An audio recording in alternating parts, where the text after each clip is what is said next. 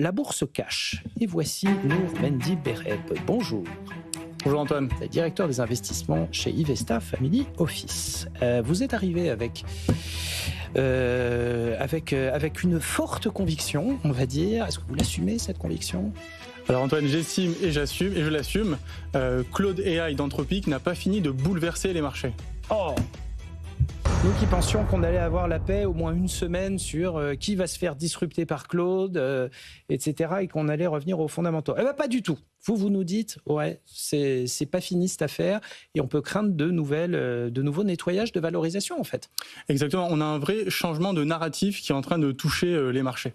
La tech et l'IA, globalement, ces dernières années, étaient positives. Il y avait des outcomes, des externalités positives pour l'ensemble des marchés, l'ensemble des secteurs, que ce soit au niveau microéconomique, mais aussi au niveau macroéconomique. Sur l'année 2025, l'IA, globalement, de par les investissements en infrastructure, a été un très gros contributeur à la croissance du PIB américain. Énorme, ouais. Plus de la moitié.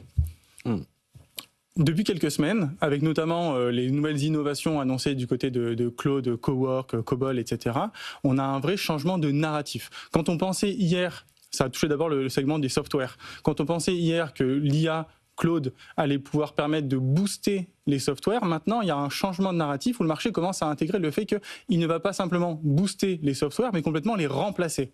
Et là, en termes de comportement des marchés et de valorisation, de perspective de croissance, c'est complètement différent. C'est pas du tout la même histoire.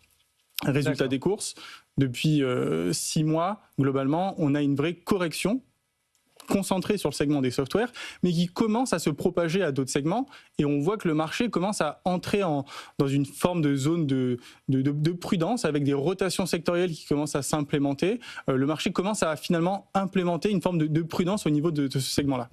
Si on regarde plus précisément le segment des softwares, donc comme je l'ai dit, on a une correction de près de 30% sur l'indice S&P Software sur les 6 derniers mois, avec une grande dispersion, mais quand même quelques valeurs qui sont à juste titre sanctionnées, comme par exemple Duolingo, qui est une application donc pour... Ça, on va en reparler, c'est une histoire de fou furieux. C'est une histoire de fou, effectivement. Une correction de près de 80% depuis les plus hauts de 2025. La valeur était très chère, mais en réalité, quand on regarde un peu dans le détail, ça paraît assez logique, puisque finalement, les barrières à l'entrée sont relativement faibles. On voit l'émergence de nouveaux acteurs très performants, très digitalisés, beaucoup moins chers, comme English Mastery par exemple sur la formation en anglais, qui sont des vrais challengers pour Duolingo.